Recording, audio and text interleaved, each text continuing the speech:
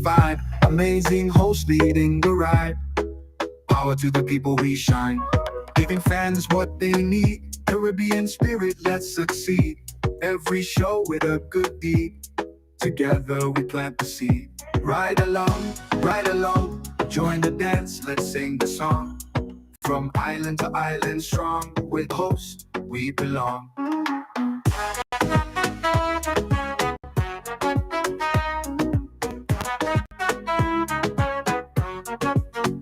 Energy high, heart so bright. Tune in, feel the light. Global love taking flight. Every ride a sheer delight. Making waves across the seas. Love and joy in the breeze. Ride along life if you please. Bringing hope with such ease. Ride along, join the dance, let's sing the song. From island to island strong, with the host we belong. Energy high, heart so bright.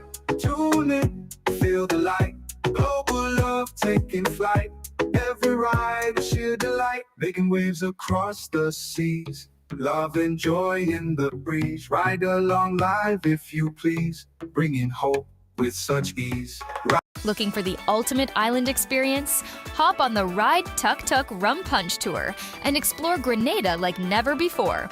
Feel the tropical breeze, sip on authentic Caribbean rum punch, and cruise through Grenada's stunning scenery in our unique and fun tuk-tuks. It's the perfect blend of adventure and island flavor. Book your unforgettable tour now at ride.gd or call 473-422-1011. Don't just see Grenada, experience it with Ride Tuk Tuk Rum Punch Tours today.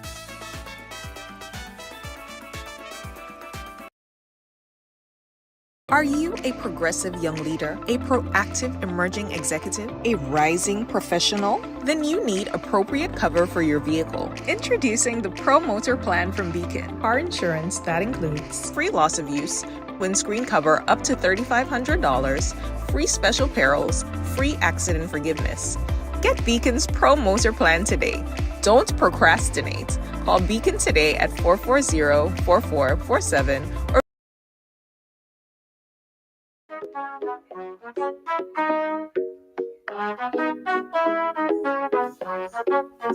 Ride along life worldwide.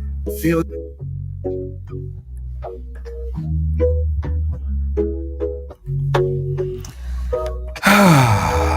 Welcome to Ride Along Live for today's Monday on the ride. Ooh, wrong button. Yes. And we're happy, guys. It's 2025, the first Monday. The first Monday of the year. Well, it's the first broadcast Monday for us, right? On Ride. So welcome, one and all. How you guys doing? How did you spend your weekend? How did you spend your holidays? A lot of you guys wasn't here with us on Thursday. Our first official show was on Thursday, right? With Mr. Killer. So if you missed that, you probably want to go back and check it out. It was a great start to the brand new year. So some of you guys checking us out for the first time today, welcome and Happy New Year. We're in 2025. Don't forget to sign that when you're signing your document, because sometimes it takes a long time to get familiar with the year. Okay? Great. All right. Today, guys, we're going to have an interesting conversation. Reginald Amadi, how are you doing? Pick up yourself. We're going to have an interesting conversation because we're going to be speaking with Sir Gary Griffith, who is the current political leader of the NTA, National Transformation Alliance, and also the former police commissioner in Trinidad and Tobago from 2018 to 2021. So you guys have been hearing a lot about it, right? They're currently a state of emergency in Trinidad and Tobago. Places like the United Kingdom and other places have, they put out travel advisory. It has gotten that bad. Travel advisory for Trinidad and Tobago. It is very bad. It's affecting the tourism. The end of the year total just came in, and Trinidad and Tobago's crime is at a whopping high 623 murders. That's for the year 2024, the year just gone. So it's a lot of stuff happening in Trinidad and Tobago. A lot of people also are frightful that this type of spike in crime and the state of emergency that was just instilled there might also cause a spring off effect where it might affect other Caribbean regions. We're going to talk about that as well, right? And also, we heard recently the resignation of the prime minister. His term is not completely finished yet. He is going to be resigning, or he resigned. He will be resigning from office, and a new selected um, MP will now take his position. Now that causing a lot of instability conversation there in the middle of a state of emergency, high rising crime, prime minister resign, and just a lot need to be digested about what's happening in Trinidad and Tobago. So that's why I'm happy today that we have Mr. Gary Griffith to chat with us live from a political perspective, but also from a national security perspective as well. All right. So everybody share the thing, put it on your page and say, I share. Yes. Thank you. Thank you. Thank you. Thank you. Happy New Year to Sweetie. Yes. All right, guys, this is what you want to do. All right. Before we start, when you share the program, as I'm going to do right now as well, you want to click at followers, right? At followers. Because when you add followers, what actually happens is that Facebook notify everyone that follows you, and they get that notification. All right, they get that notification to tune in. Lendor, big up yourself. Good evening. Jennifer Myers, I haven't seen you in a long time. Welcome to the ride. Welcome to the ride. Add followers, everyone. Add followers. Add followers, so we could start. Sweetie, I see Sugar Love. Jennifer, thank you for add followers. Now all your followers, all your friends will be able to chime in, right? Get notification. All right. Nice. Cool. Nathan, big up yourself and welcome to the ride for today. Guys, let me ask you a quick question before we bring on my guests, right? So this is a question everyone been asking for a long time, right? At what point in time do you actually take down your Christmas decoration, like your Christmas tree and your Christmas lights? Some people leave their Christmas decoration up until like February, late January. And me personally, I think that's a stretch, right? I think that is a stretch. How long do you leave your Christmas decoration up? Huh?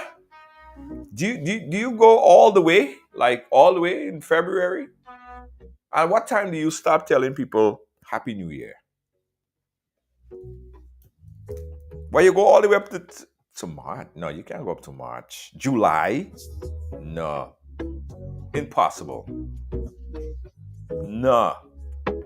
Could never.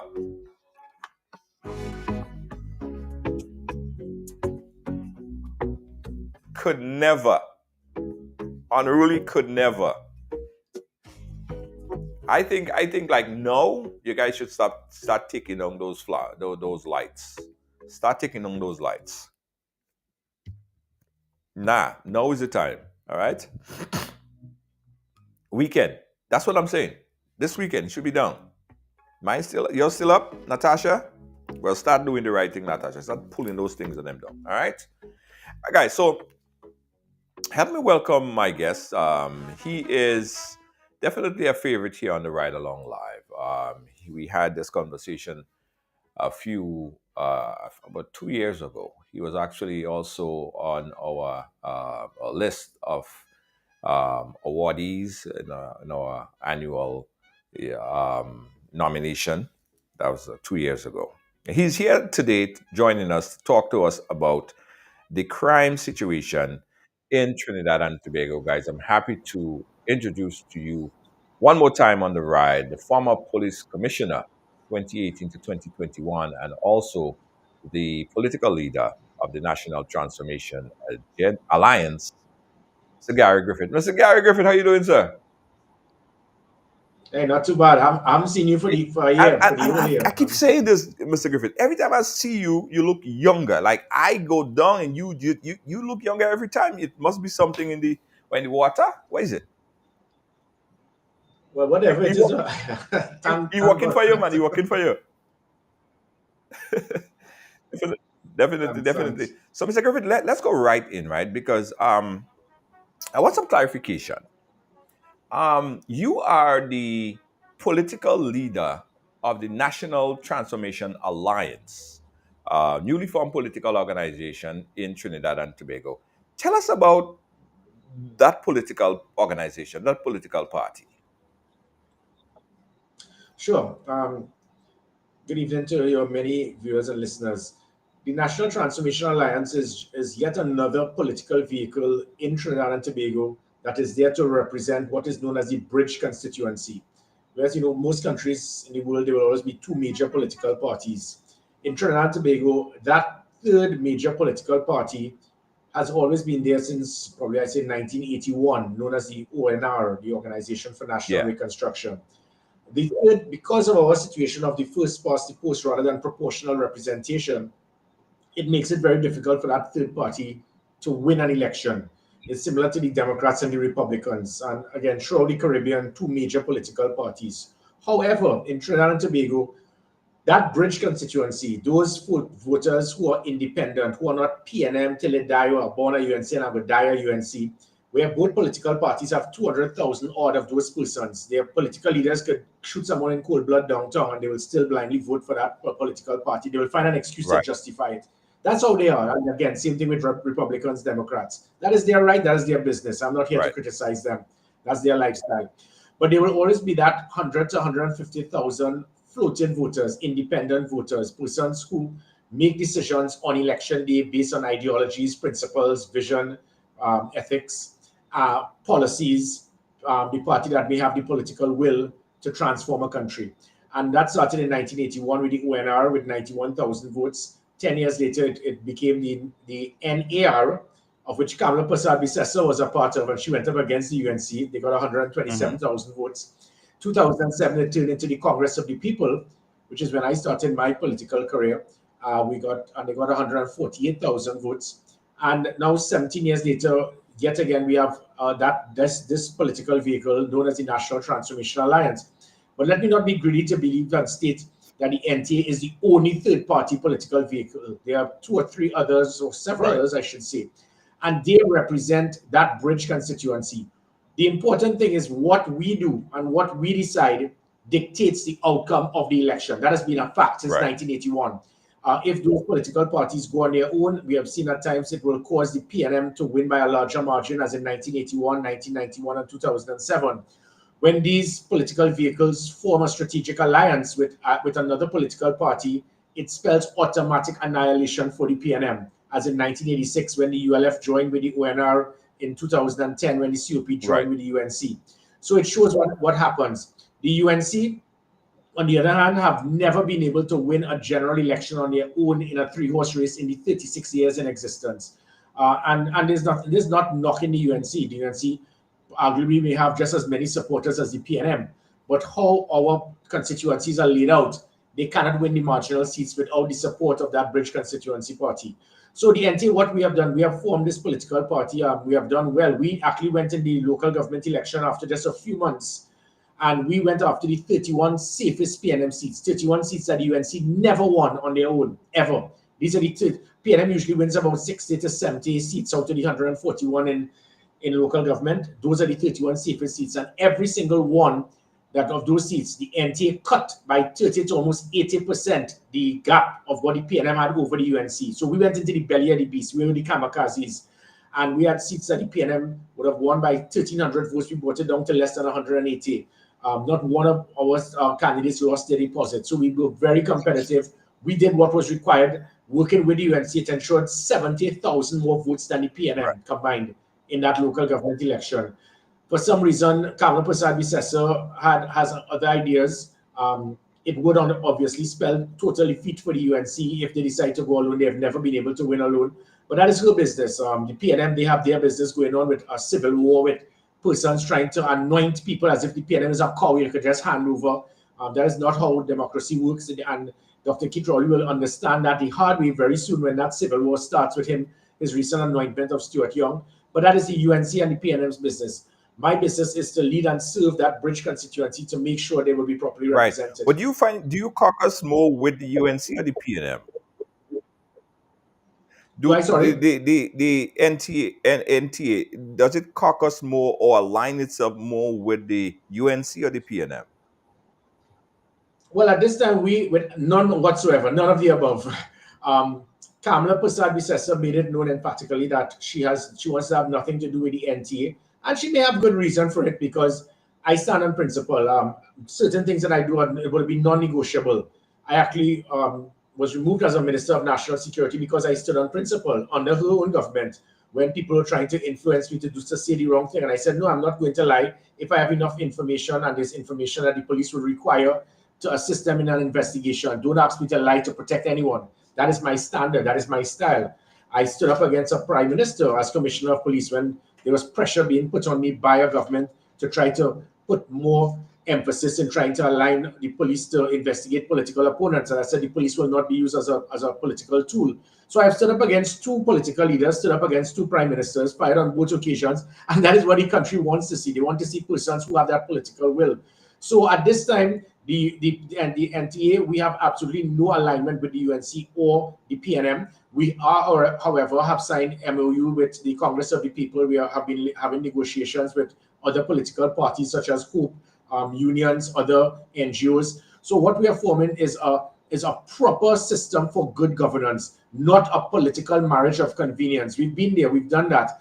The NTA could easily join with the UNC tomorrow and we'll defeat the PNM. But then what? That's not what the country wants. The country wants to ensure that if there's some degree of accommodation, it's going to be sustained, it's going to be effective, it's going to be genuine. I have demanded of the UNC is that it's going to be non-negotiable. I am not going to stand firm to allow anything similar to the live sport disaster that took place in the People's Partnership government. I stood up as the only government official against live sport, whilst all of them were banging tables saying long live live sport. I was showing 400 million that was pumped in the wrong direction, misused, and was a conduit towards criminal activity with persons actually being killed. I stood up against that and I'm not going to allow it. I saw persons who were aligned to the PNM, they jumped ship and joined the UNC, but when we were in government, this individual was given massive contracts to criminal elements, even to build police stations. And I said, this is madness. I am not going to allow it. There are other individuals who, based on our intelligence, have been aligned with gang members in negotiations for state contracts. So those things, I said, if you want me to be part of your government, I am not going to condone it. I am not going to allow it. It is non-negotiable. And I think that is where the problem lies. They started saying, well, Gary Griffith cannot be controlled. And she is correct. I'm not a dog. I'm not a child. I am not here to be controlled. I'm here to ensure that I adhere to my oath in office. And if you do the wrong thing, I am going to expose it. That is what the country needs. The country wants that type of good governance. This is not a lodge that people must do the wrong thing and we must blindly turn a blind eye. That is what has destroyed Trinidad and Tobago for the last few decades. Political party after political party, government after government. My intention is to make sure with the transformation of Trinidad and Tobago, there must be a high degree of ethics, principles, ideologies.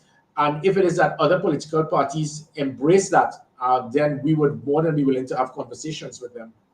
So are you set up in a way, and this is a segment where I'm just trying to understand your political organization. Are you set up in a way with candidates sufficient enough that would go strongly against the two big political organization, or you are more like a stopgap measure to prevent this one from getting complete autonomy? Are you more set up just to stop block, or are you set up to really win an election?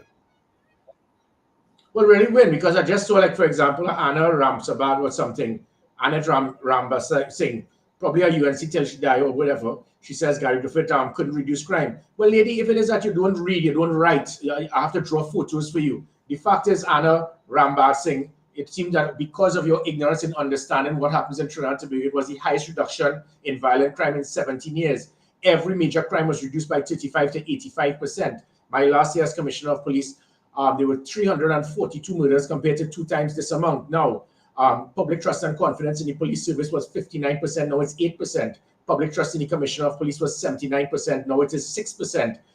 Crime was the number 4 concern behind health, education, and the economy. Now it's the number 1. So Annette Rambasing, you need to read and educate yourself before you make stupid comments to say that I could not control crime. We were doing what was required. Unfortunately, it was Stuart Young who was appointed that decided to do his own thing, and the country is now paying the political price. So this NTA, what we are here is to show, I think the main thing that the country is going to be concerned with, the reason I brought this up at this time, other than educating the stupid comment by Annette Rambasing, and I'll keep calling her name to expose her ignorance and not even understanding what happens in Trinidad and Tobago, is the fact that the majority of Trinidad and Tobago citizens will vote for a political party that can provide them with their most fundamental right, which is safety and security. So what we are going to do is to show that we have the people, the principles, the policies, and the political will to provide them with that degree of safety and security. You look at the 3 political leaders now, Kamala Persad-Bissessar, Gary Griffith, and even Stuart Young.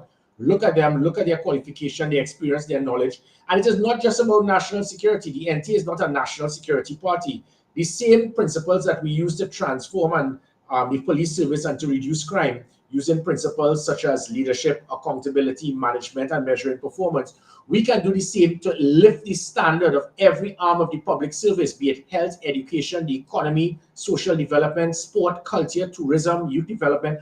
All of that can be done, but there have never been proper principles like that. After I left as Commissioner of Police, those principles in the police service collapsed, and now we're seeing the end result. So that is where the NTA stands. We are not here to deliberately split the vote, as they call that. I don't know what that ever means. They say split the vote, you'll cause the PNM to win. So we are not here to do that, but we are also not here to be any puppy dog to be used by any major political party to get our supporters to vote for your candidates, for you to have a 21-seat UNC government, and then we have no say. That's exactly what happened in 2010 to 2015.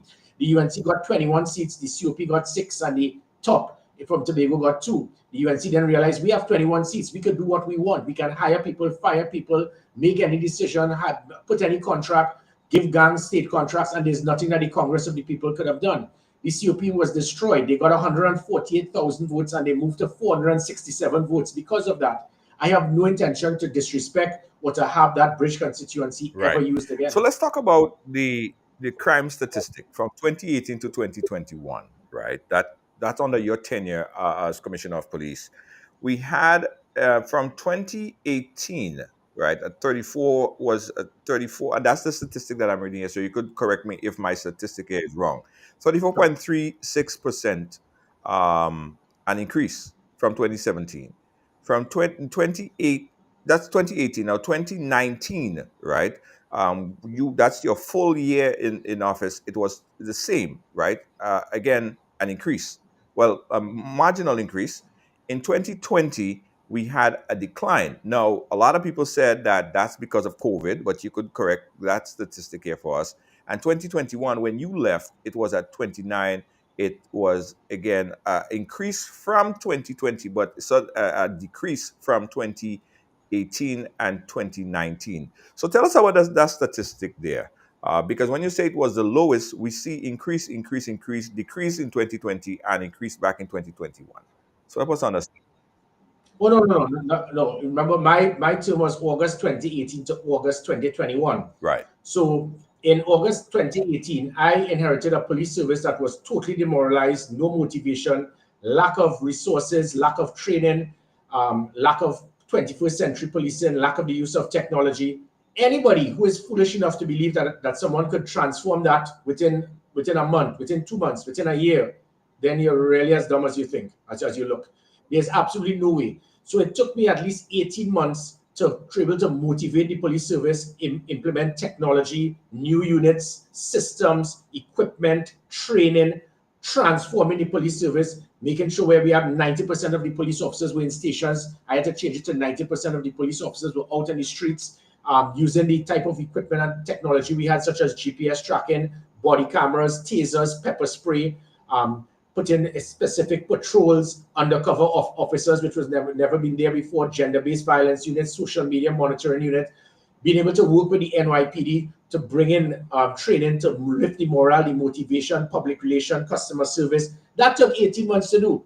So if for several years there was a constant increase in crime, back at the ranch, it took me 18 months to get that transformed. The transformation was completed just about January 2020. So it took me about a year and 3 months. So when people make this ridiculous comment, and this is where it is so good to see now, when they say, oh, well, no, the reason why crime decrease was because of COVID. So let me just clarify certain things. And I've said it over and over. And when they keep saying it, they probably press mute because they don't want to hear the truth, because they cannot handle the truth.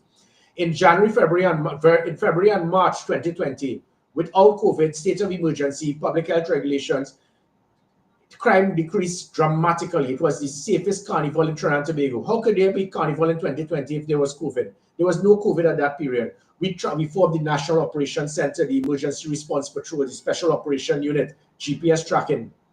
All of these things pegged back criminals. It made people feel safe. It took away the perception and fear of crime. And there was no COVID. So the turnaround started before COVID.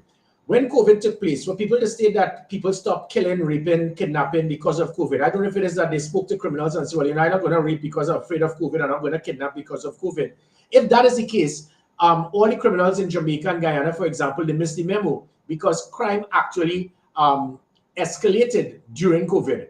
When you look at most cities in the United States, New York, Boston, LA, Detroit, Chicago, every city, there was a dramatic increase in crime. Why? Because when you have, this is not everyday thing of state of emergency with heavy policing and roadblocks and all that. That's not what we had in Trinidad and Tobago or around the world.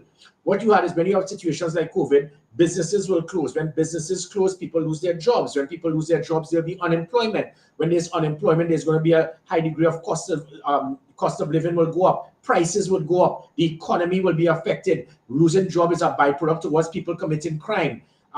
They'll have problems with domestic violence, with people remaining at home. So all of those things is what caused a drastic increase. So to the jokers who claim that because of COVID, crime goes down, I guess every single criminal in Detroit, Boston, LA, New York, Chicago, Jamaica, Guyana, they missed that memo. And then after COVID, those same places I spoke about, there was a dramatic decrease in crime. So what happened is that they missed that memo. Additionally, when I left in August or September 2021, in October and November of that same year, it was the first and third highest number of murders in the history of Trinidad and Tobago during the state of emergency, during the public health regulations, during COVID. So during curfew? So what is it that the criminals decided? Well, we will just bypass the unwritten law that we're not supposed to kill and rape and murder because there was still COVID. So how come during COVID, when I wasn't there, crime escalated to the point of the first and third highest number of murders in the history of Trinidad and Tobago? So that was just thrown out the window. The fact of the matter is that what was put in place made people feel safe.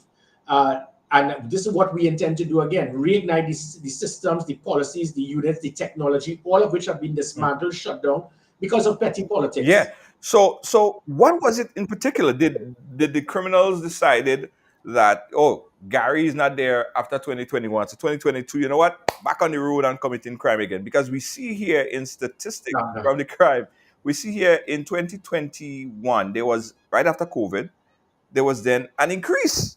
And you left in 2021.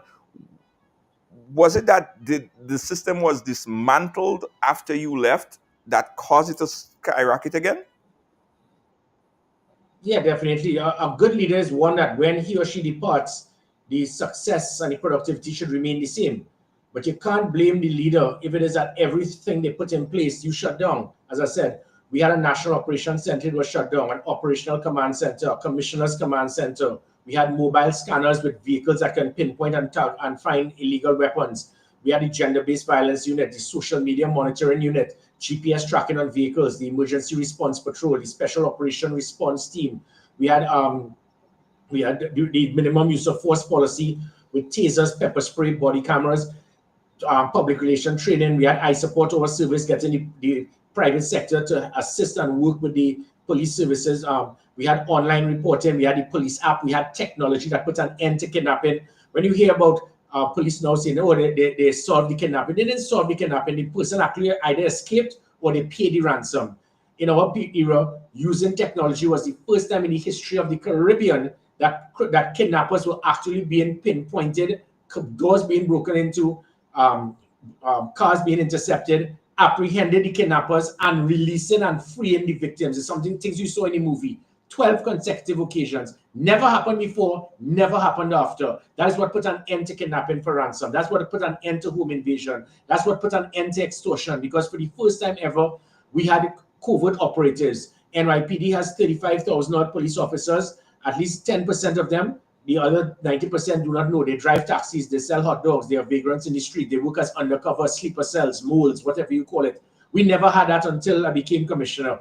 Putting undercover persons who the rest of the police officers did not even know were police officers. And they were able to tell me, this police officer controls this drug block. This police officer is using his vehicle to escort criminals to be sure that they will not be stopped in roadblocks. When I started doing I started doing polygraph testing, drug testing, transferring officers, firing officers, charging officers, everything that I put, all of those things, it was shut down, it was dismantled, officers were returned to the locations, they were controlling their drug blocks. The mess started. And this is not in any way to discredit the police service. Out of those 7,000, there was probably just about 5% odd would be rogue, and it happens all over the world. There's no perfect police service. What you have to do is to pinpoint the rogue elements and make their life uncomfortable, to either get them suspended, charged, or to reassign them to a desk job where they cannot do any damage. So those were the things that would have been done, and the country started feeling safer. They felt safer. Unfortunately, because of lack of competence by those who followed me earlier, Christopher, for example, when we were tested by the Police Service Commission in 2018, the previous system would have been by qualified experts. They are experts from the United Kingdom that they have selected commissioners in 20 odd countries around the world. I acquired 82%. She got 52%. She didn't even come in the top 20. She just did not have it. They understood that. 3 years later, when I reapplied, I got 94%. She got 20% less. She did not have it. But then this was the problem. When you have a prime minister who handpicks a president, who handpicks a police service commission, she brought in Judith Jones and others. And they decided to put a lady who didn't come in the top 20 and placed her first. So she was imposed upon Trinidad and Tobago, where she never had the capability. She was not tactical. She was not strategic. She was not operational. And there's no problem. That's not a fault of hers. Not everyone is a Rambo or somebody who is very tactical to know how to deal with operations. Stephen Williams, likewise. They wear gabardine, they hold a cane, they love to stay in the 6th floor and read. They're being able to deal with an SOE, for example, the present state of emergency. If you're not tactical and strategic, it will cause problems. So those were the problems, but my point is that this can't turn around. It is not difficult. It's just to reboot, reignite, and reload all of the systems, the units, the technology that would have all been dismantled and shut down, either based on pettiness or just natural ignorance and understanding 21st century. But what about the transitional period, right? So you left in 2021. If these systems work so well, why was it dismantled? Is it that has been the problem in Trinidad and Tobago for years, not just about the police service, but the government. So the PNM would have, under Patrick Manning, that man had a brilliant vision. I mean, I really got to hand it to him. Patrick Manning, as the Prime Minister of the PNM, what he did, he was transforming Trinidad and Tobago into the 21st century policing. The things that he was pushing, some of the things we have been outdated. So instead of a Goodyear blimp that was doing monitoring, I was bringing in drones. Welcome to the 21st century, having the type of drones that could go 2 kilometers in the air, turn night into day, lock onto a vehicle. But at least Patrick Manning got somewhere. He had the blimp. He had the special anti-crime unit with 1,000 odd persons. Yes, it was the highest number of kidnappings, the highest number of murders in the history of the country. But he had a concept. I took that and piggyback and formed the Special Operation Response Team. And that unit put fear into the criminals. It rocked them back. He then tried to get the offshore patrol vessels. But again, the cost of that was 2.4 billion. I was able to cut that in half to get the same type of vessels required to secure our borders, inclusive of our exclusive economic zone. But when the government changed, they removed the blimp, they removed the OPVs, they removed SOT. That is what governments do, shut down and dismantle, because they will keep a legacy and it may make us look bad. Same thing happened in 2015 when I left as Minister of National Security and the PNM government took over. Everything I put in place, such as the Rapid Response Unit, Community Comfort Patrol, the National Operations Center, everything was shut down and dismantled. That's what they do.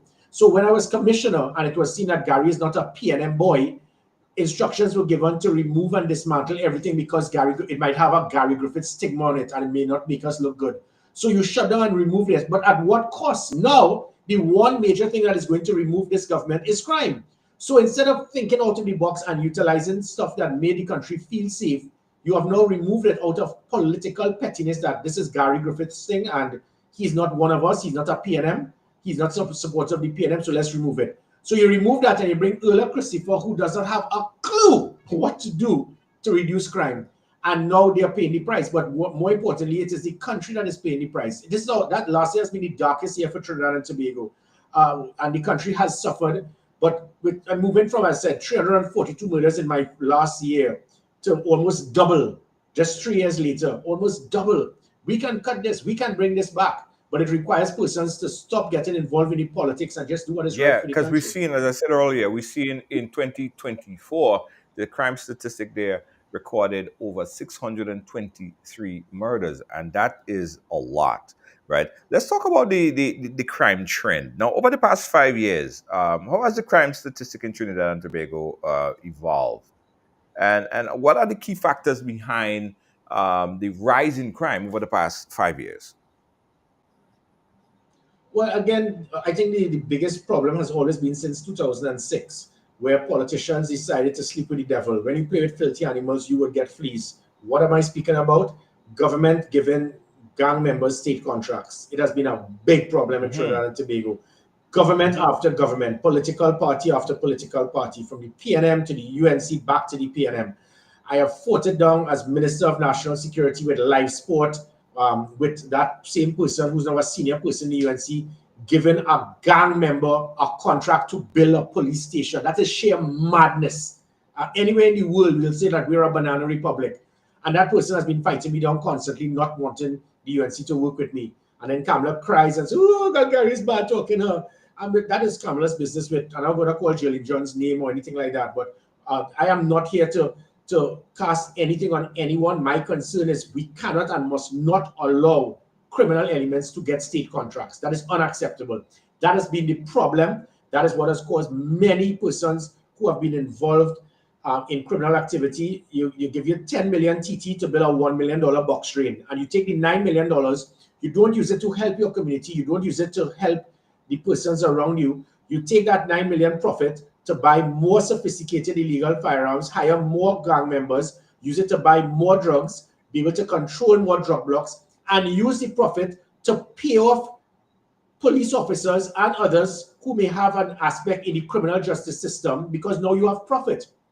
And it builds the enterprise. The enterprise is now built where the criminal justice system members, the police officers, they all in the take. Which is why when I put the undercover police officers, I found out which police officers were controlling drug blocks, what they were doing. They even reached a point where there were 6 police officers who deliberately tried to lie to say that I tried to threaten to kill a prisoner in a cell. And these were officers who were pinpointed by certain units that were involved, because they realized I was transferring them from certain places in St. James and Diego Martin to move them to other locations because they were controlling drug blocks. And they made this up, not realizing the person who I was speaking to was one of my operatives, one of my covert elements. And he did a sworn affidavit to say that these police officers came to him and met with him, and they asked him to lie in the hope that I could be arrested for trying to see that of me trying to commit grievous bodily harm to him. They didn't realize. So that could have been anybody else, and I would have been in prison because of these police officers. That's how dangerous it is. So the problem lies with, again, politicians, persons they are in influential positions, using their position to give gangs state contracts. And then when the gangs do this, it builds them. And then the politicians, sometimes they believe that by doing this, it helps us win an election. And it does not happen, because when you give them these promises, you promise them these contracts, and then when you get in government, there's a price to pay, and the price to pay are lives that are lost. Lives that are lost because these gangs, they kill each other, they're involved in drugs, human trafficking, money laundering, illegal weapons entering the country. All of these different things, it's a byproduct that will cause an increase in crime. So my take on it is a no-nonsense approach. Even this present Prime Minister and I, well, the outgoing Prime Minister, Keith Rowley, he said there's nothing that can stop persons from applying to get state contracts because they are not convicted. And I told him there was utter stupidity by that comment, because it is similar to stating that if somebody is targeted by the CIA or or Secret Service as being a member of the Al-Qaeda or being a terrorist. You're saying, well, so it means that he has a right to be in the White House. You don't do it. You target the persons and you do not give them the opportunity by saying, because we have not yet charged you, it gives you the right to get as much taxpayers' money as possible, knowing fully well what they intend to do with the profit. So that has been the biggest problem. It has continued to build and intensify from all of these different things, from the live sport, Color Me Orange, CPEP, URP, all of these different fancy names, Eastern Port of Spain. They do all of this and it provides an opportunity. And sometimes the politicians, in fairness to them, they feel by giving them these funds, it will cause them to calm down. It doesn't, because as soon as the funds run out, they're going to come and put hits again on other gang members. They're going to demand more. And then you are now forced to do it because you have now decided to sleep with the devil. Wow. Guys, we're chatting here with Gary Griffith and we're talking about crime. Gary, I want to switch a little bit to youth crime, impact on youth violence, right? What role is youth gang and unemployment play in the rising crime in Trinidad and Tobago at this point?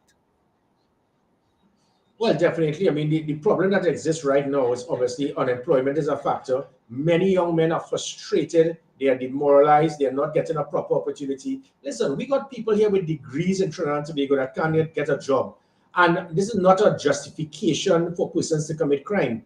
But again, when persons, they are frustrated, they feel they have no way out. Crime is a product of opportunity. The greater the deterrent, the less likelihood persons would commit crime because there's a greater possibility of them being apprehended. When it is you're unemployed, you're frustrated, you feel that nobody is caring for you, you're going to find some people, some of them will find an opportunity. The gang members become the Robin Hoods in some of these communities. They tell the young persons, look, nobody cares about you, nobody's looking after your interests, come across by me. All you need to do is to drop that package. All you need to do is to stand up there as a lead scout for me. All you need to do is to come with me in a vehicle. And then all of a sudden they get something and they go home now. The parents, the big brother, the father, the mother sees them with wads of $100 bills. They don't ask how you got it. There's no degree of concern because now you're helping the home pay bills, which they probably need because they can't pay their mortgage. They can't pay the electricity bill. So based on desperation, people turn to crime. And this is not in any way to justify it. Turning to crime is there's no excuse. But this has become a major problem.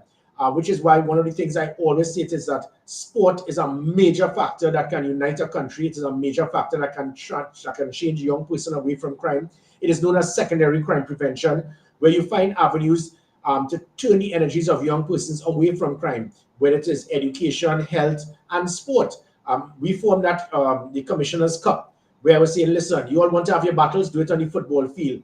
And we had gang rivalry of a football tournament, the Commissioner's Cup, 2 different communities with different gangs, and the gang members are there watching young persons on the football field, and the gangs started uniting, watching that their sons were playing against other sons of other gangs, and they realized, wait a minute, we're fighting a war, killing you, and our children are out there having a good time. And those are the things that could unite a country. I recall in 2006, the only time we qualified for the World Cup final, I think for about 2 weeks, there was not a murder. The country was united. Unfortunately, politicians have divided the country, and we have not really put forward a proper emphasis to try to get young persons away from a life of crime. Sport, as I said, has been the bastard ministry in Trinidad and Tobago for decades. I think myself, Anil Roberts, Gary Hunt, probably 3 or 4 of us have ever put on a Trinidad and Tobago uniform or represented our country internationally in sport for us to understand. So many politicians in Trinidad and Tobago have never kicked a line in Caribbean slang, and they do not understand the importance of sport. They do not understand the importance of getting young persons to burn their energies away from a life of crime. And sport as well develops a young person in so many things. It's not just about playing a sport.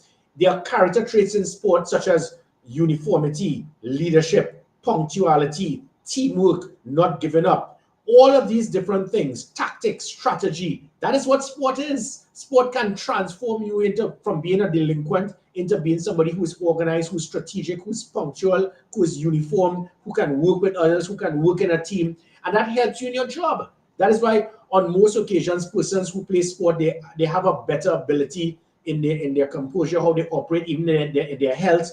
Instead of just drinking alcohol, lying on the block, you're focused on trying to stay fit, stay healthy. And that is one of the things I intend to do. I intend to make sport a major core ministry, similar to what you see in Europe, where sport is a core curricular activity Right, rather right, than right. How extracurricular. about the police resources? Is the police force adequately equipped with resources to tackle the growing problem? Yeah, definitely. I mean, the excuse you will always have is the work when he didn't have the proper tools. What earlier Christopher and McDonald Jacob did not do is be able to, you have to run the police service as a business. In Trinidad and Tobago, we acquire the police service, it's about 3 billion TT, that's 3,000 million TT per annum. Probably about one third of that is salaries. So when you look at that other 2,000 million, I mean, you're talking about over 300 million US dollars just to deal with paying bills. And what I did is I turned the police service into a business. So, for example, we have 110 police stations. Every station, every light will be on throughout 24/7. When at night, they will just be the bottom floor with the officers on duty. Turn off all the lights on the sixth floor. We were able to save tens of millions of dollars in electricity. Over time corruption, we found out that 200 or 300 police officers claimed they were working 24 hours a day, 30 days a month, making 10,000 US a month when they should be making 10 times less that. That saved us over 50 million US in corruption. I was able to use that annually. I was able to use that 50 million in corruption by persons falsely making claim that they were working 30 days a month, 24 hours a day. That 50 million was able to assist me to get things that never before the police had without asking the government for a cent extra. That is purchasing 110 vehicles for the emergency response patrol, getting GPS tracking on every police vehicle, monitoring their area of responsibility, having training for customer service training, forming a gender-based violence unit, building a police app, putting body cameras, giving police officers tasers, giving them pepper spray for minimum use of force. All of these different things were done without needing a cent extra from the government. So it required turning the police service into a business, utilizing the funds in a proper manner, taking away wastage, and reallocating those resources towards pumping it in all of the many things that So the you're police saying that require. there is, are you saying that there's still a lot of corruption within the police force? And how prevalent is that issue? Well, they will always be, as I said, they will always be. It is the onus is on the commissioner of police. The first thing I did, for example, simple example, you don't just blindly accuse the police service of being corrupt. But if it is that there's enough intelligence, you deal with it. So, in, for example, a perfect example, in our southwestern peninsula, the southwestern peninsula, there were several police stations, and there's a strong perception that police officers there, they were allowing the illegal entry of human trafficking, drugs, and illegal weapons from the South American mainland to enter Trinidad and Tobago, and they were allowing it to happen. We got the information, and all I did was straightforward. I went to certain police stations and I asked all of them, I want you to do a polygraph test. It is straightforward. Do you financially benefit from the illegal entry of weapons, human trafficking, and drugs entering Trinidad and Tobago? Yes or no? I wasn't asking a trick question. There was one station with 13 police officers. 12 of them refused to be polygraphed. So you knew what happened. Now you can't discipline them. But what I did is I transferred them to the middle of Trinidad to put you where it is you wouldn't cause the problem.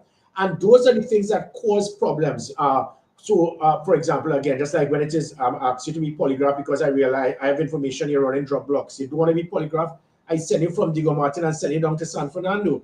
These individuals are those who got whispered. They have their PNM party card. They whispered to politicians, we need to get rid of Gary, this, that, and the other. And the politicians took the bait. And again, even Dr. Keith Rowley and others, are fully aware that they got set up because the police officers wanted to get back in their hole on the southwestern peninsula to allow the illegal drugs. They wanted to get back at the drug blocks to be able to control the drug blocks. They wanted to get back the use of vehicles to escort criminal elements so they wouldn't be stopped. They wanted to get back the format for them to be able to claim over time. They wanted to get back to be able to blackmail persons for firearms, which I put a stop to by making sure I open the market to prevent corruption through supply and demand. So the small percentage of police officers, they got the opportunity by removing me to get back their trade because it was a multi-million dollar corruption enterprise. I want to move full steam ahead with what's happening today. We had Trinidad and Tobago news brief. Breaking news: Trinidad and Tobago declare a state of emergency after a weekend of violence. A spate of murders has taken the Caribbean island. Total of 623 in 2024, in which nearly half of is gang related and almost all linked to organized crime. How the hell did we get here to that point? No, big numbers. And again, when we hear the word state of emergency, Yeah. I don't know how it is throughout the Caribbean, but as soon as you hear state of emergency in Trinidad and Tobago, it's like, oh my God, this is something terrible.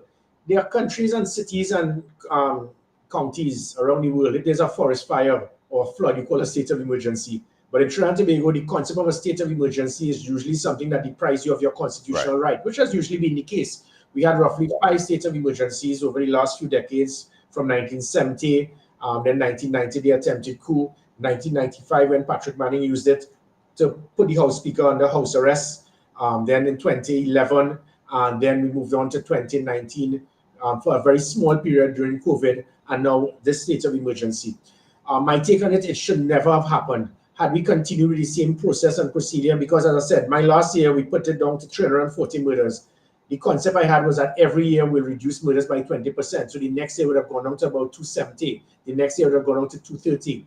And then by this time now, which is 3 years from now, we would have been less than 200 murders, which is perfect for I say perfect, ideal for a country that is littered with over 10,000 illegal firearms out there. If we could bring the murder rate down to less than 200.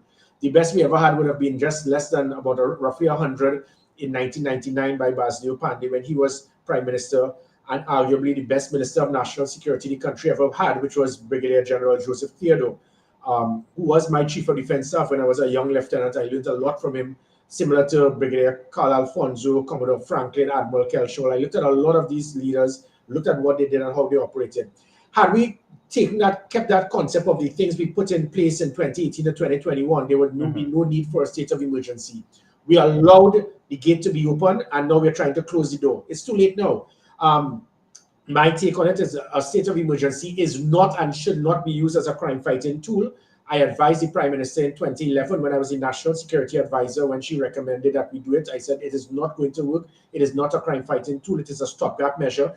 Every single thing that is being done now in the state of emergency could be done without a state of emergency. By forming a National Operations Center, you can have a national security alert state from green to amber to red to black, escalating the alert state based on the threat assessment, similar to what you will see in other countries in the world to deal with terrorism and other activities. None of those things were done. And what you're having now with a state of emergency, intensified patrols all over the country. That can be done without a state of emergency.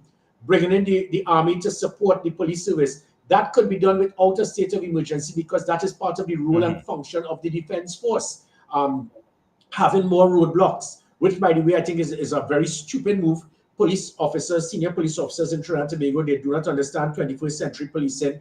Any roadblock that lasts more than 15 minutes becomes totally useless because of ways, because of criminal elements who have lead scouts. So anytime you have a roadblock for more than 15 minutes, all that you're doing is frustrating the life out of law-abiding citizens by you trying to show, look, we're doing something to make you happy.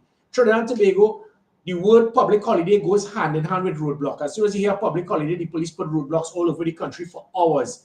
You have to be the dumbest criminal in the world to be caught with an illegal weapon or drug in a roadblock, because the roadblock will have traffic for miles in Trinidad and Tobago for hours, and you expect a criminal to stay there and wait until he gets to your point. So it does not work. The roadblock is something that is totally ridiculous. You do a roadblock, it's short and sharp. A hard hit, 15 minutes in a location, you move, you pack up, and you go elsewhere. That's how we did roadblocks in my era. The only thing that is different in a state of emergency is that it gives the soldiers powers of arrest to apprehend, which I think is dangerous, because not all soldiers are trained, they're not precepted, they're not regimental police. There's no need for that. The other thing is that it will give the police the opportunity to arrest persons and hold them indefinitely, and also to go into homes without a warrant. Why are you doing those last two things? You're only doing those things because of the lack of intelligence. So we should not call a state of emergency because of shortage of our intelligence. We need to lift our intelligence gathering, which is why we formed the National Operations Center, which was recommended by the Commission of Inquiry into the attempted coup. That's what caused the problem in Trinidad and Tobago in 1990. We had several different intelligence agencies, all not working together, no synergy, no unification. One hand didn't know what the other was doing, and Abu Bakr just went all the way to the Red House.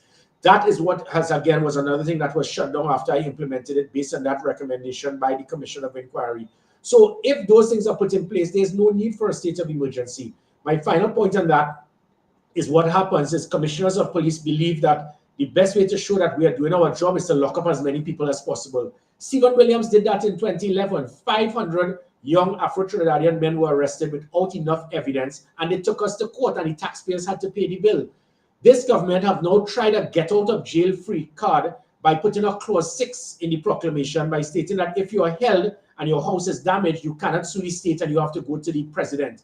That's not going to hold. The attorneys of these individuals will still go to the president and they will still test that court order, because you still have a constitutional right. You can't break into my home, destroy everything, and say that there's a clause that says because it's a state of emergency, you can destroy my home and I can't sue the state. You can put me and arrest me indefinitely and I can't sue you for wrongful arrest. So my point is that as SOE was not required, it is going to affect the economy.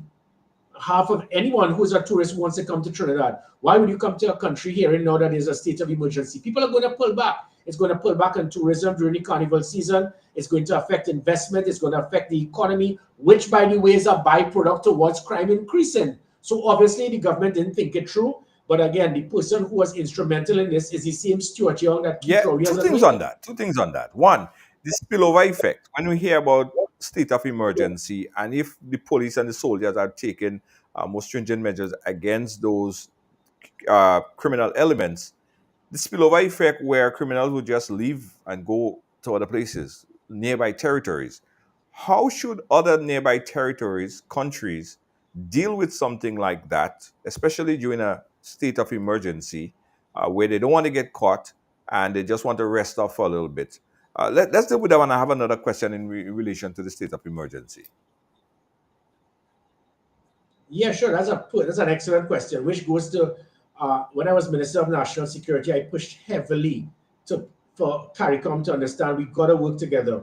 The formation of a National Operations Center in Trinidad and Tobago, I was recommending that all islands in the Caribbean should have similar national operation centers. And what it does, it ensures immediate response and sharing of information and intelligence. So, for example, Mr. John Jones, who's leaving Trinidad and Tobago to head to St. Vincent or Grenada, we must immediately have that contact from our customs, our immigration, our police to send to yours, so that as soon as he lands, you all can know where he is, what he's doing, who he's going to meet. You can monitor him, you can track him, you can even prevent him from entering your country. Those are the things that are required. We don't have that. The impacts and the CARICOM, it has not worked. I know how to get it done, but there must be that cohesion, that collaboration, that sharing of information in real time, so that when you know where people are coming and going. I did that with NYPD because we had the same problems with Trinidad and Tobago persons of interest leaving here to get to Miami, get to New York, and New York police, Miami police would not know. It allowed me the opportunity to let them know, hey, this guy's on a flight, stand by, you know he's going to meet some questionable element in Miami or New York, you could take it from there. And they will do the same. When someone of interest in New York or Miami is coming to Trinidad and Tobago, they will contact us and we will know, listen, we need to stand by, something is afoot. That is how you share information. That is why we formed that National Operations Center. It was shut down and dismantled by the PNM government. It has not been used. It is a shell. We spent 10 million US for a world-class system that provides that coordination. 17,000 cameras. We can see everything that is happening. We can get every single distress 999 call. We can immediately link it to a police vehicle in closest proximity based on the area of responsibility to ensure a less than 5-minute response. That is how you deal with it internally. Externally, making sure that when you get that information, you pass it on to your CARICOM brothers immediately to ensure that they are aware of a clear and present danger of questionable elements. So is smaller islands at risk right now, do you believe? No, not really. I think what happens usually in a state of emergency is not that these guys will run and migrate, and they will probably stay low in specific places. But even if they migrate and they move across, unless they have a foothold in that island, it's not that they're going to migrate to remain there to start their trade. They are well structured. They have a foundation in Trinidad and Tobago with their gang members, their contacts in the police service, in other arms of the public service. So it's not that they're going to migrate and end up in another island because of a temporary state of emergency. Hardly likely that there's a need for concern of that. However, I do insist that there must be proper collaboration between our intelligence agencies and other intelligence agencies in CARICOM, letting them be aware of persons of interest, questionable elements, persons who are known gang members, persons who have been charged, convicted, released, and they're going to your island, letting you be aware that this individual is somebody You that said should be earlier monitored. that you don't think that the state of emergency work or should be put in place, but with the situation as it is right now, where the high rise in crime, everything going, the wrong direction, right? Had you, if you were the person or were selected or appointed to be in that position, what would have been your immediate steps? Well, definitely not a state of emergency. As I said, a state of emergency is a byproduct to increase crime, because with a state of emergency, it can cause the increase in cost of goods and services. Eventually, when the state of emergency, you don't get the result, you will turn it into a curfew. It can close businesses, it can cause people to lose their jobs, it can cause goods and services to go up, inflation, unemployment, a byproduct to increase crime. So you want to reduce crime, so you put in something that can cause crime to increase in the long run, which is what happens in a state of emergency. So what I would have done is, again, as I mentioned, the National Security Alert State, which is what we did in 2013. For example, a soldier was shot at in Laventille, and I lifted the alert state from amber to red. I contacted the chief of defense. I said I want 120 soldiers, and he couldn't give me any nonsense, because I was a soldier. I knew you have 5,000 persons in camp for the last 34 years waiting for another coup. It doesn't work that way.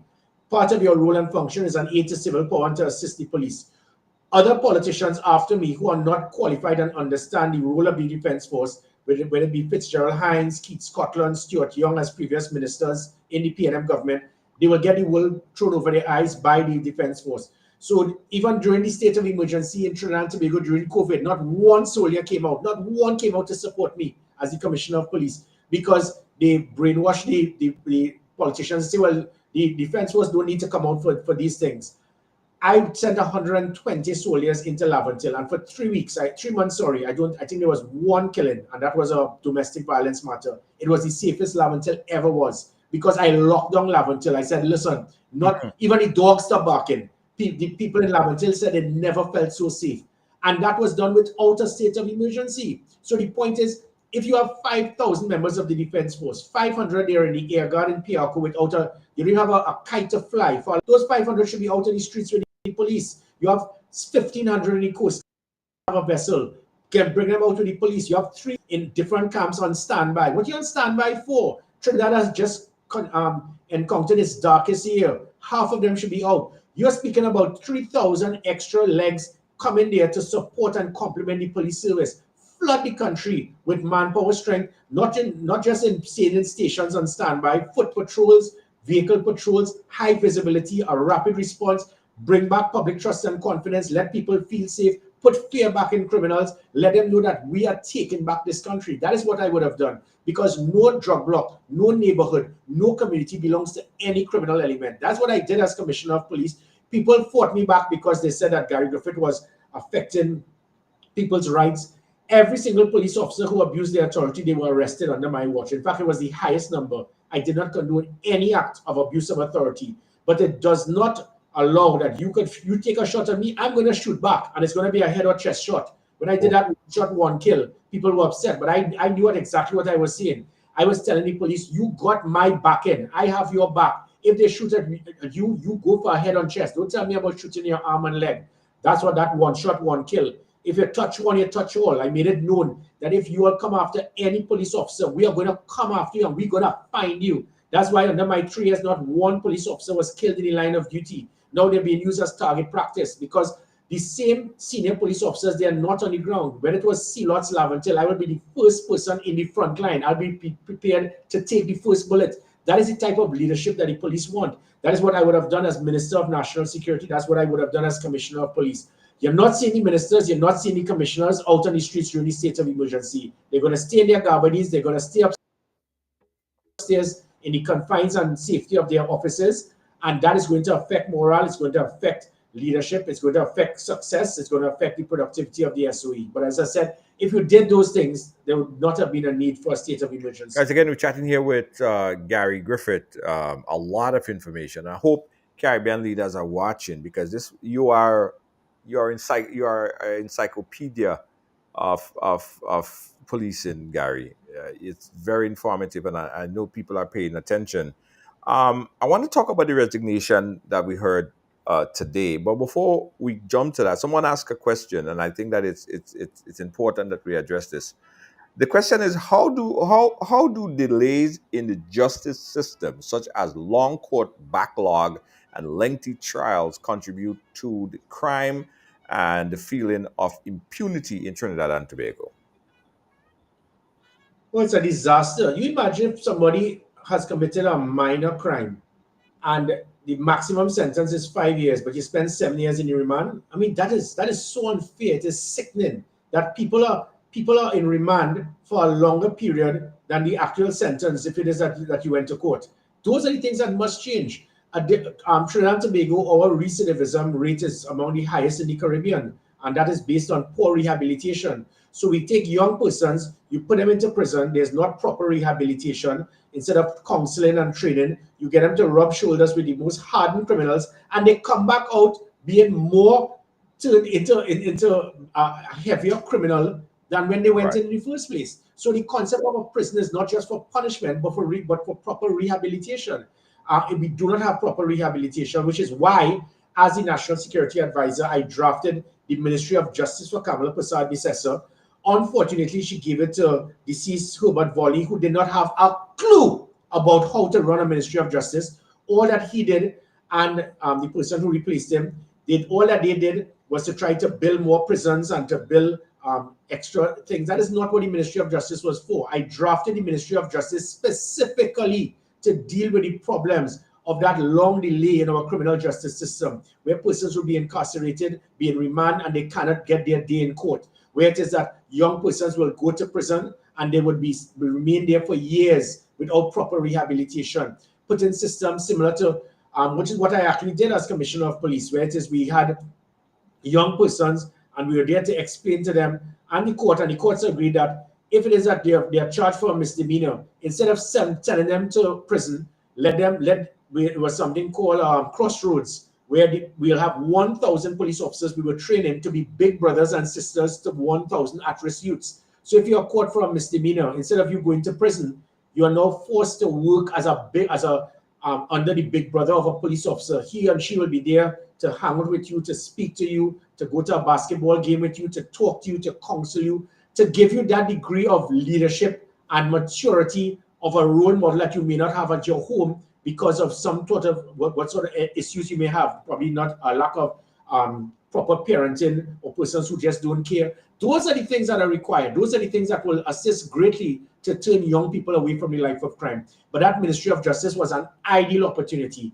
Kamala Persad-Bissessor, unfortunately, she gave it to persons, and she's still boasting about having a Ministry of Justice. Not one thing of value was done for that Ministry of Justice. But I did the study, I did the research, I prepared it to be able to minimize the problems that would have reduced recidivism by improved rehabilitation in prison. We've seen a lot of similar, well, not on the magnitude of Trinidad as yet. We're seeing gangs, we're seeing gun-related crimes in places like Grenada, Vieux Fort, St. Lucia, Grenada particularly, right? Do you see any trend in or pick up any trend? What's happening in the smaller islands like Grenada in particular, as what's happened and what's happening in Trinidad and Tobago? Well, in what way? You mean like of illegal weapons? Illegal and weapons, so just crime in general. Yeah, sure. Well, definitely, thankfully for the other islands in the Caribbean, they are not anywhere close to where we are at this time, and hopefully you'll stay that way. The best way to deal with that, however, is to properly monitor the movement of vessels and so forth that are leaving from Trinidad to other islands in the Caribbean. Because I see one of the callers, for example, asks, why were the OPVs and blimps sold during your tenure? Again, I wish people will read and do research. When the blimp and the OPV were sold, I was the National Security Advisor. I was not the Minister of National Security, so it was not under my tenure. the National Security Advisor had absolutely no political influence in those decisions. However, I asked all of you all, the OPVs were purchased from something called BAE in the United Kingdom. I asked you to type BAE/corruption, and you will find 17 countries have sued BAE for paying kickback to government officials, which is why the BAE vessels, we were going to purchase it for $2.4 billion, when it is that I did research as the National Security Advisor. I got proposals from Colombia, Israel, and Korea to purchase the exact type of OPV for 1.2 billion TT, which was $1.2 billion less than, which was over 200 million more that we were paying for the OPV. So what I did is I saved the country over $1.2 billion. The blimp was a Goodyear blimp. It was totally outdated. It was 20th century policing. You needed 17 soldiers to take a rope and hold it and pull it down to bring it back to earth. Welcome to something called the 21st century. IG wall. It is known as drones. So that is what I was acquiring instead of the blimp.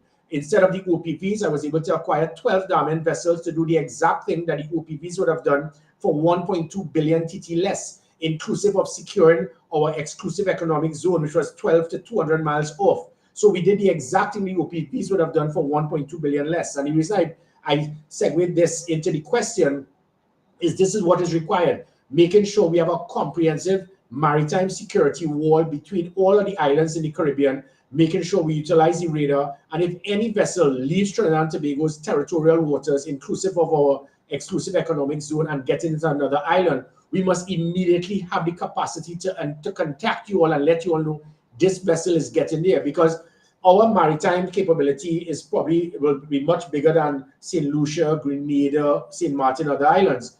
But because of that, we must give you that. We have the radar. We are supposed to be monitoring this. And there's equipment now that if a matchstick leaves our waters and heads to St. Lucia or Grenada, we're supposed to pick it up and immediately contact you. It is not being done. And that is why I speak about the importance, all the impacts and CARICOM meetings, unless you have persons with proper qualification and training in law enforcement to secure our maritime borders, we are going to get loops, and those windows of opportunity is what the criminals use. Yeah, interesting stuff. Guys, we're going to entertain a few calls, so we're going to open up the phone lines. The number that you can call is 718-701-5720.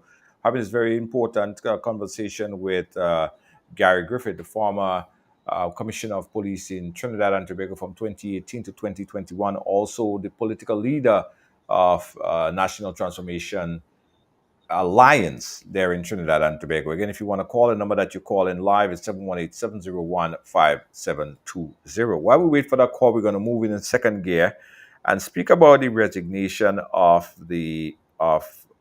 Keith Rowley, Prime Minister Keith Rowley. The impact on his resignation. Do you think that his resignation of the Prime Minister has raised question about, not do you think, that the resignation has raised question about his, about the political stability? How do you think that this would impact crime and law enforcement for the short and long term? Yeah, sure. When I was Minister of National Security, Keith Rowley and we had lots of conversations. He was the opposition leader at the time. And I saw the importance of working with him. In fact, it was the first time that an opposition leader was actually got state security. That never happened before outside of an election period, because I never saw politics. I never saw political, and even politicians on my side in government got upset with me for providing security for him. When he was Prime Minister, I understood the man had a genuine concern for Trinidad and Tobago. He had a genuine concern to try to make Trinidad and Tobago a safer place. Unfortunately, he was totally influenced by Stuart Young. Stuart Young had the opportunity where he really pulled one over his eyes. Stuart Young was the cause. He was removed as Minister of National Security because it seemed that he was very intimidated by myself getting close to the Prime Minister. Stuart Young was then removed. He never forgot that. And whispers went into the Prime Minister's ears. He took bait. He got false information. And then I was removed. So what we are seeing now that has happened, it was primarily because of Stuart Young's decision. Stuart Young did not want me as Commissioner of Police, and Trinidad and Tobago will remember that. Stuart Young wanted people like Earl Christopher as Commissioner of Police, and the country will remember that. So if Stuart Young has been the biggest reason for what has happened now in Trinidad and Tobago, and with Keith Rowley not being here, I believe it will get worse, because Stuart Young, he may have He may have a degree of management skill, but his leadership skill is one of, I think, vindictiveness, pettiness, immaturity, and he's not going to make decisions in the best interest of Trinidad and Tobago. If he gets personal with persons, I don't care who you are. If I believe that you can be of value to Trinidad and Tobago, my intention is to work with you. I don't care your political party card, not Stuart Young. Stuart Young has a degree, and even people within the PNM have the same perception about Stuart Young. So I think this is going to cause a degree of instability, not just in the People's National Movement, but in the governance of Trinidad and Tobago, because the government divided is going to cause serious problems. It is going to cause many people in the PNM to be very uncomfortable knowing the individual, how he operates. I think it may very well cause an increase in crime because, again, based on his decisions, at least Keith Rowley was there to put a degree of control as much as he could, even though he was failing. But now there's going to be even increased failure because the person who caused the failure in the first place has now been given more responsibility, more authority, and he will make more So mistakes. what should have been done in this situation right here? Because we saw today that the prime minister, outgoing prime minister, basically gave his full endorsement and support for Stuart Young being the political leader. He's going to be prime minister. Should there be an immediate election? What advice would you have in this process? Well, it is the first time in the history of Trinidad and Tobago that a sitting prime minister has decided to step down. Never happened before. Every prime minister has been removed because they said, okay, enough of you, or they died whilst in office. So this is the first time we had a prime minister who actually is stepping down whilst he is still in the throne.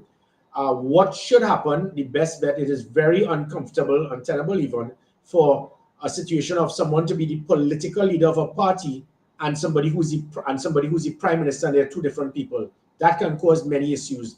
This is why Keith Rowley wants Stuart Young. He wants to make sure that there's proper transition because I am the political leader of the PNM, but you are the prime minister of the country, but I put you there. So we will have a good synergy. That has advantages to it, but the problem still lies. Keith Rowley is not going to remain as the political leader. So if it is that there's going to be a different political leader to the prime minister, that is going to be very uncomfortable. It's untidy. The best option for Trinidad and Tobago and even for the PNM is to have their internal election brought forward before the general election. Let the PNM decide, one man, one vote, who they want as their political leader. Who you want as your political leader is who you will want as the prime minister. The PNM is not a cow. It is not something that a political leader is just supposed to anoint somebody. That is what has happened here. It doesn't work that way in Trinidad and Tobago. We have seen this on several occasions. Basio Pandey tried that. I think he wanted Vasan Barrett to lead the UNC. Winston Dukran was initially the leader, and Winston Dukran fought, and because he represented that bridge constituency, that caused the split of the UNC that formed the COP. It doesn't work with Pandey trying to hand over the party to someone. It happened again in 2010 with Pandey, Kamala Prasad Sessa. She was at loggerheads with Basio Pandey. So we have seen this before. This does not work. We saw it with Patrick Manning and Keith Rowley. Patrick Manning did not want Keith Rowley as the heir apparent. Keith Rowley took his marbles, went home, caused total disharmony in the PNM, causing Manning to call an early election because of it. So we have seen it before where people, they refuse to, they feel like they can anoint persons. They are uncomfortable by the person who's the most senior person now. They do not wanting that person, calling snap elections, splitting the party. This could very well happen if it is that unless the PNM is given that opportunity of one man, one vote. And I could give you the assurance there's not a snowball chance in hell Stuart Young could ever win based on a one man, one vote in the PNM. It is not going to happen. So Stuart Young is there by designation, by Keith Rowley, him anointing him. That it doesn't work that way for a political party. It's a temporary measure. So before it gets even worse, my strong recommendation for the PNM, not my business, I'll sit and drink water and mind my business, but for the PNM's sake, there should be an internal election to decide who is the de facto political leader, which means who the supporters feel should be the prime minister if they win the election. Yeah. We saw that announcement here today.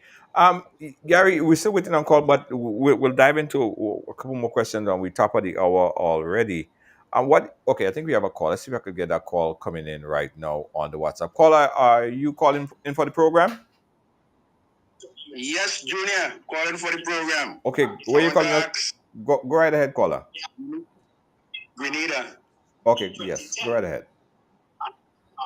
I would like to ask the former commissioner of police a question. Yes, do me a favor though. Before you start, hold on. Before you start, turn down your background audio a bit for me. I'm getting that feedback from your television. All right, just turn. All right, go ahead, caller. Once you do that, just go right ahead with your question.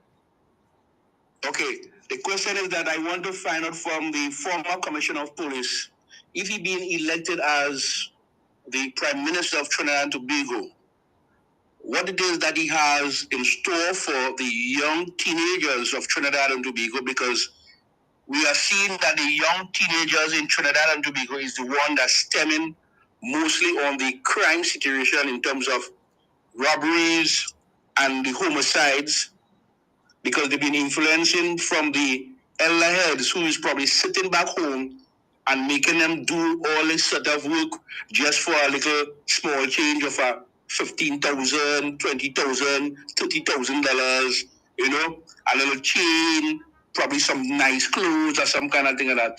What's he have in store for the young ones? And another thing now is, I don't think Keith Rowley is supposed to come live and say that he resigning from prime ministership from Trinidad. It's like he's saying to Trinidad and Tobago, all you could do whatever all you want right now. Because I come like a fed up, all you could do what all you want. And he's like, if he, as he said that, he make it look like the country has nobody in charge right now, because he resigned and he's like nobody in charge right now. So everybody just do it whatever they feel like. Right. Thank you, caller. Why. And then till the SOS, because I listened to what the former commissioner of police said, Mr. Gary, that you didn't supposed to have this SOS because it makes a lot of people from Trinidad who lives in Trinidad, who vacation in Trinidad, have to run out from Trinidad because of the SOS, because the SOS has a time span. And if things continue to escalate, it will go to 3 months. And a lot of people don't want to get stuck in Trinidad with these kind of escalating problems because you're not feeling safe. Because I have friends who was in Trinidad for holidays. They have to shorten their time to come back to Grenada and go to other countries because of what they mentioned, SOE, state of emergency. As he said, they have so many soldiers. Right. Too many soldiers there. They have too many soldiers. Soldiers just sitting home, who going and leave, who just sitting down in the barracks, doing nothing else. Take all them soldiers and put them out in the streets and let them get work to do. Right. That's what they have to do. That is what they have to do, because a lot of Trinidadians are leaving Trinidad and going to the other neighboring islands and migrate. Right. And that is a problem for Trinidad. All right. Thank you, caller, for your question and your observation. Listen to the response from Gary Griffith on the live.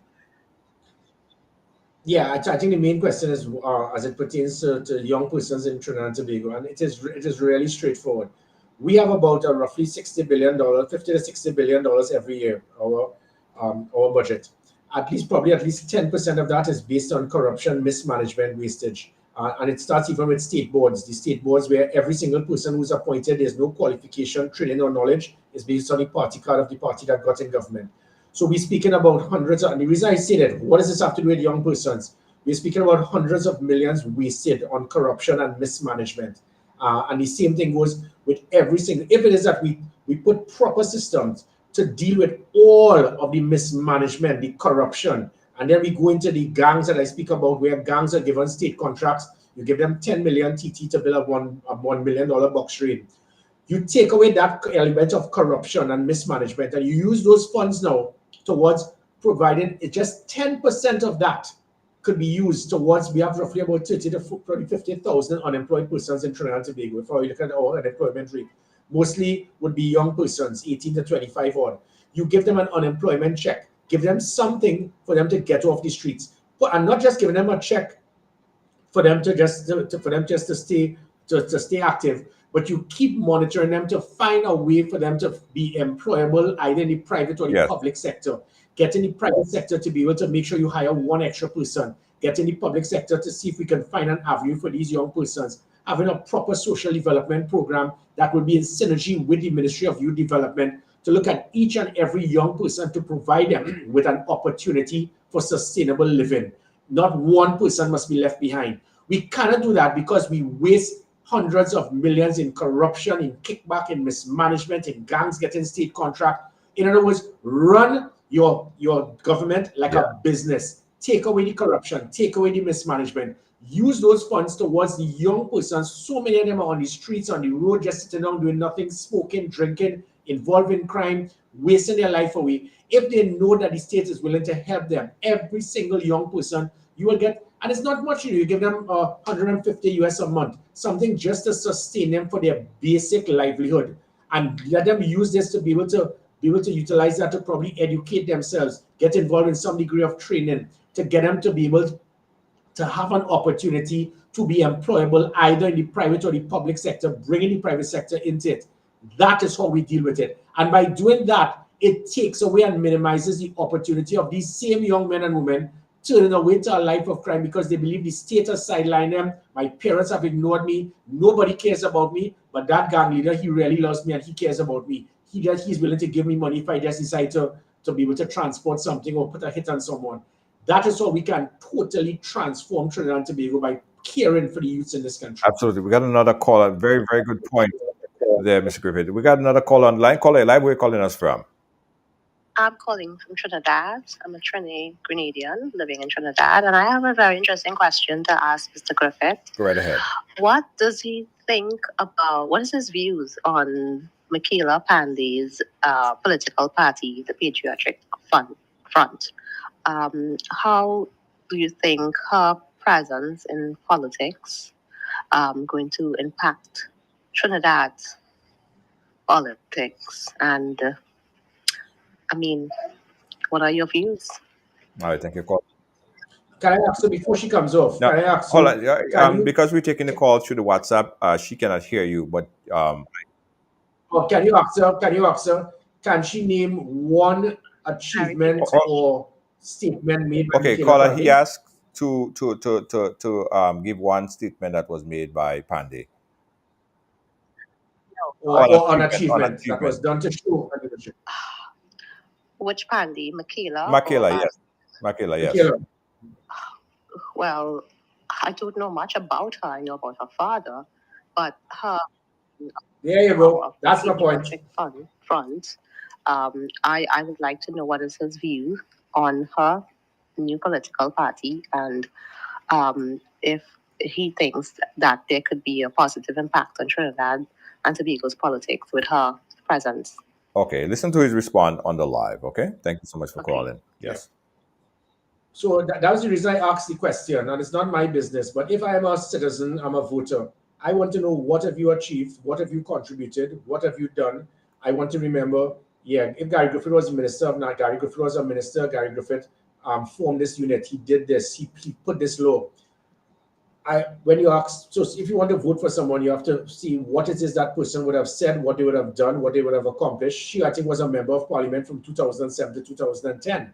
What if anyone remembers any statement, any policy, any action committed? I think she has a political party for 5 years now. What major statement she would have made? So, but it's not my business to decide. I have respect for all persons who have agreed, who have decided to enter the realm of politics. But I think it is important that people need to understand that when you support politicians and political parties, don't do it based on the fact of what they have not done, but look at what they have also done.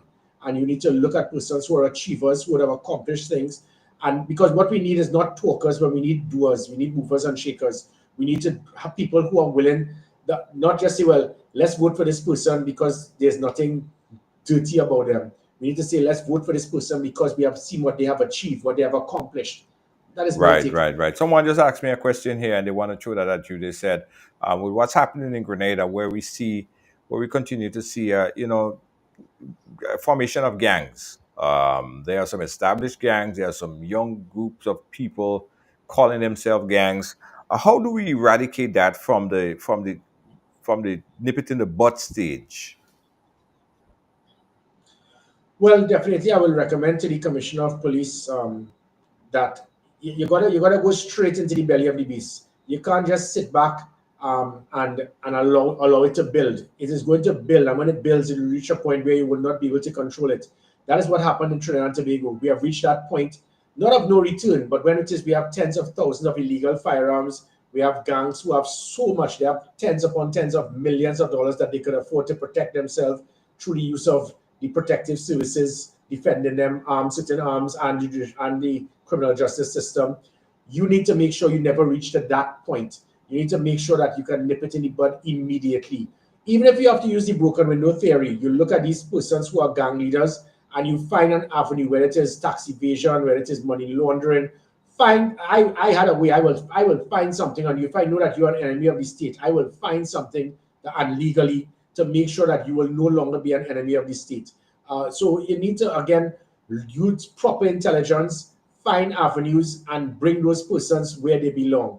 I recall when I refer to these individuals as cockroaches. Again, another action. And I was trying to put a war of good versus evil, not politicians versus politician, but law-abiding citizens versus criminal elements. A man who rapes a 12-year-old child, you don't want me to call you a cockroach? A man who kills a woman, you're not a cockroach. A man who kidnaps a young boy, you're not a cockroach. Somebody who murders innocent people, you're not a cockroach.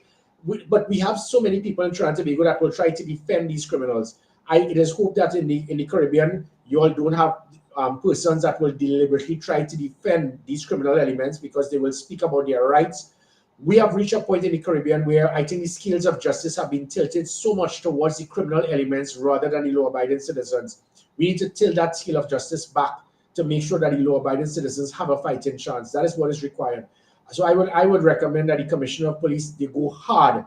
Do not sit back and wait for them to make the mistake. You go hard and you let them know, hey, nowhere belongs to you. This thing about a gang member, I have the biggest unit. I have numerical superiority. I could outgun you, I could outman you. You're not going to fight. You're going to fight a war with me that you're going to lose. Back off and find another trade. Well, let's hope that they're listening, Mr. Griffith. I thank you, and I want to respect your time. We did say an hour, we're way past an hour, and I know you're very, very busy. Any closing words, Mr. Griffith? I just hope everyone would appreciate the fact that we can turn this around, not just in Trinidad and Tobago, but the Caribbean.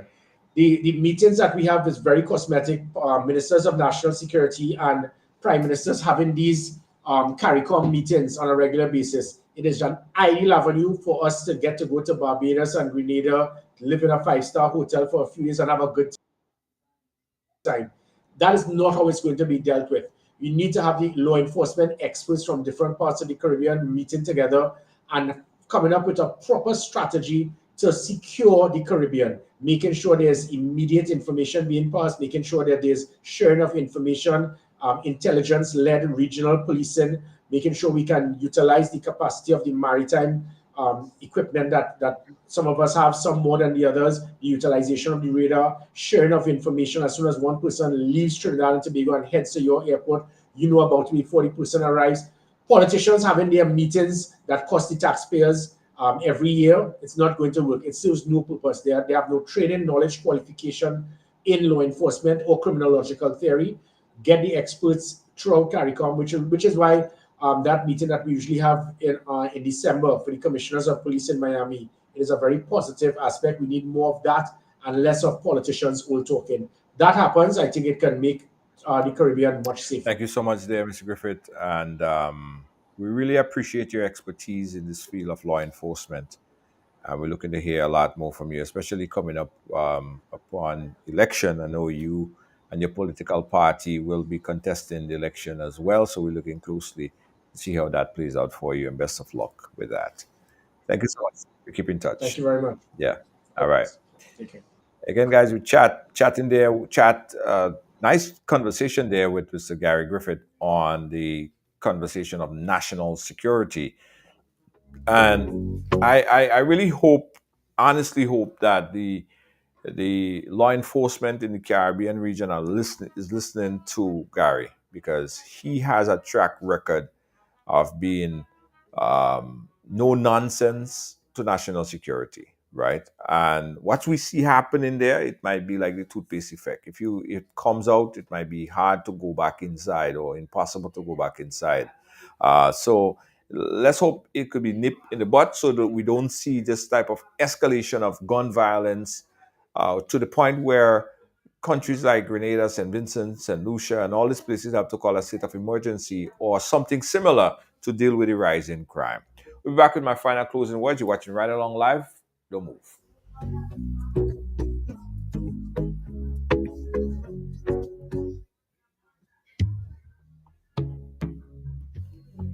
JTS Luxury Home Mega Sale is on. Save big on deals from bedding and mattresses to living room, dining and more. Deck your home with the latest styles, premium comfort and durability from top brands like Nectar, Sealy, Ashley, Stern and Foster. Enjoy free shipping from New York City to Grenada and St. Vincent and the Grenadines from now until December 31st. No cash? No problem. Take advantage of our in-store credit facilities. Visit our online store at www.jtsluxuryhome.com or call 929-678-0467 now until December 31st. JTS Luxury Home, where opulence.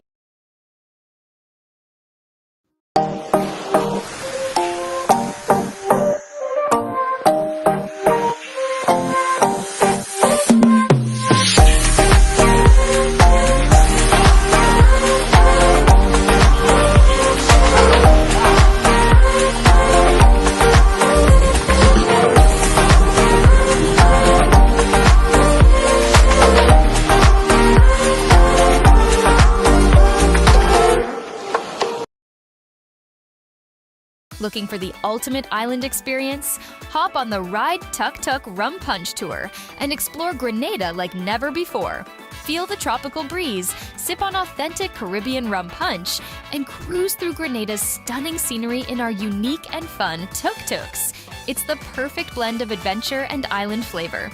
Book your unforgettable tour now at ride.gd or call 473-422-1011. Don't just see Grenada, experience it with Ride Tuk Tuk Rum Punch Tours today.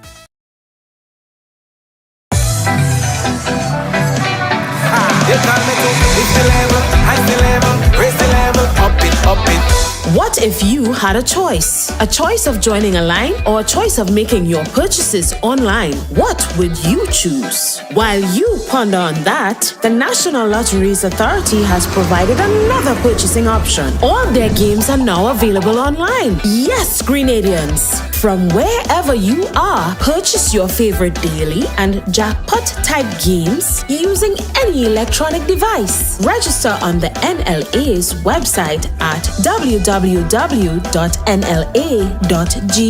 Top up your account and enjoy online lottery gaming at your convenience. We're taking shopping comfort up, several notches. But the choice is yours. Join a line or buy online.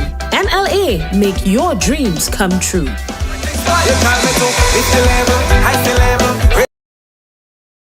Are you a progressive young leader, a proactive emerging executive, a rising professional? Then you need appropriate cover for your vehicle. Introducing the Pro Motor Plan from Beacon. Car insurance that includes free loss of use, windscreen cover up to $3,500, free special perils, free accident forgiveness.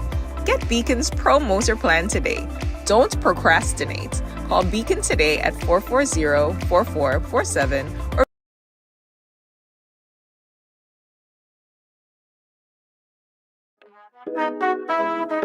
Yes, guys. Listen, this year, as we said, we are going to be dealing with some hardcore issues, right? No monkeying around, straight hardcore issues for the year.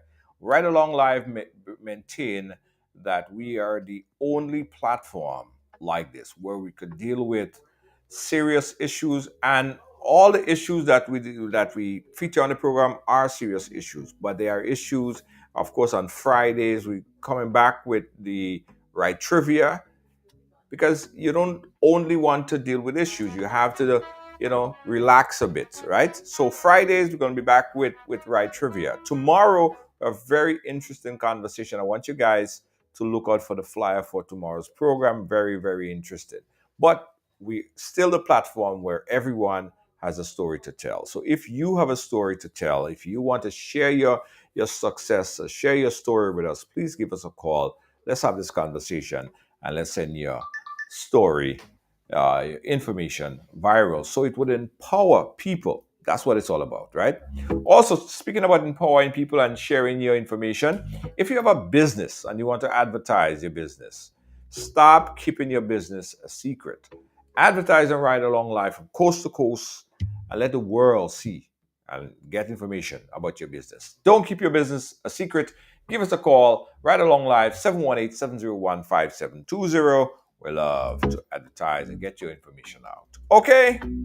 Again, guys, thanks for watching. Thanks for being a part of the program today.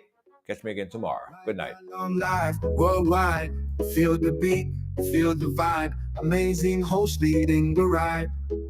Power to the people we shine.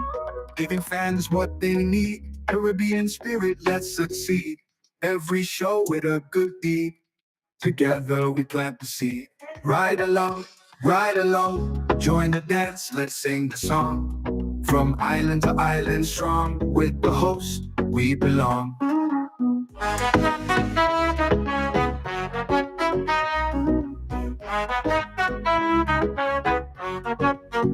Energy high, heart so bright. Tune in, feel the light. Global love taking flight. Every ride a sheer delight. Making waves across the seas. Love and joy in the breeze. Ride along live if you please. Bringing hope with such ease. Ride along, join the dance, let's sing the song. From island to island strong, with the host we belong. Energy high, heart so bright. Tune in, feel the light. Global love taking flight. Every ride a sheer delight. Making waves across the seas. Love and joy in the breeze. Ride along live if you please. Bringing hope with such ease. Ride along, join the dance, let's sing the song. From island to island strong, with the host we belong.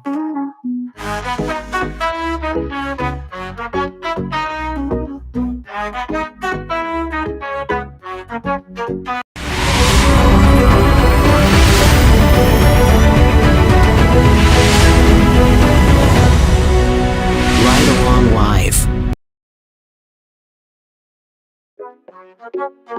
Ride along live, worldwide. Feel the beat, feel the vibe. Amazing host leading the ride. Power to the people we shine. Giving fans what they need. Caribbean spirit, let's succeed. Every show with a good deed. Together we plant the seed. Ride along, join the dance, let's sing the song. From island to island strong, with the host we belong.